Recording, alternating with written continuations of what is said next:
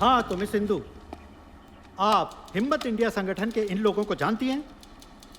जी। आपने विदेशी मेहमानों के सामने सरकार विरोधी पर्चे फेंके थे। जी।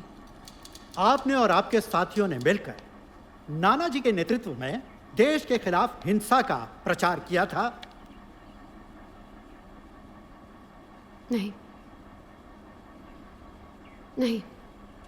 क्या आपने पुलिस ऑफिसर की रिवॉल्वर छीनकर नानाजी की भागने में मदद नहीं की थी? बताइए। You know, you are a threat to internal security. Do you accept it? जवाब दीजिए मिस सिंधु। हो गया, पढ़ लिया आरोपनामा। जज साहब, मैं मानती हूं कि मैंने विदेशी मेहमानों के आगे नारे लगाए थे और पर्चे भी फेंके थे। नो योर ऑनर, सिर्फ पर्चे नहीं फेंके थे। इन्होंने अपने साथी शिवम रेड्डी के साथ मिलकर रेल की पटरी और पावर स्टेशन को डायनामाइट से उड़ाने का प्लान किया था। नहीं, हमने ऐसा कुछ नहीं किया था। हमने सिर्फ एक अहिंसात्मक विद्रोह किया था। करना पड़ा। आज दुनिया के सबसे बड़े लोकतंत्र में सब चुप हैं, और अगर सब चुप हैं तो किसी ना किसी को तो चीखना पड़ेगा। अगर मेरी चीख गुनाह है तो हाँ, मैं गुनहगार हूं। आज 30 साल की आजादी 20 सूत्री प्रोग्राम के तले दबी हुई है। नसबंदी, प्रेस बंदी, मोर्चा बंदी, हर तरफ पाबंदी।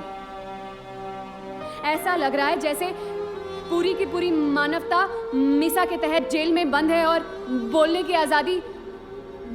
आजादी को रोज फांसी दी जा रही है। Miss Sindhu, please come to the point. कौन सा पॉइंट? सारा देश भटक गया है पॉइंट से। कुछ लोग कहते हैं कि देश में अनुशासन है। अनुशासन नहीं, शासन का डर है। Miss Sindhu, enough, enough is enough. Mr. Prosecutor, let her speak.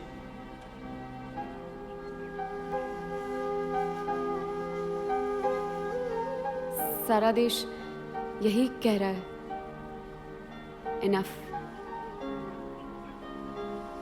तो क्या सारे देश को जेल में डाल देंगे? जज साहब, मैं कोई क्रांतिकारी नहीं हूं और ना कभी थी। मैं देश के बाकी लोगों की तरह एक मामूली सी चुपचाप सी जिंदगी जिए जा रही थी। मेरे पति सरकारी अफसर थे, फिर भी मुझे नहीं पता चला कि इमरजेंसी कितनी बड़ी बला है। एक दिन यूं ही चलते चलते मैं गली में मुड़ गई और अचानक से मेरे सामने 2 बच्चे आ गए। उसी पल से मेरी जिंदगी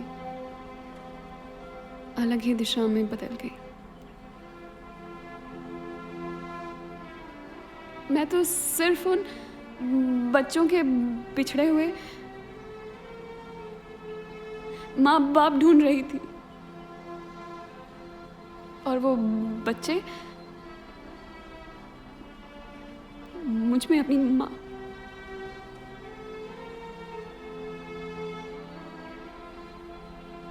वो बच्चे कहाँ हैं, किस हाल में हैं, किसी को नहीं पता।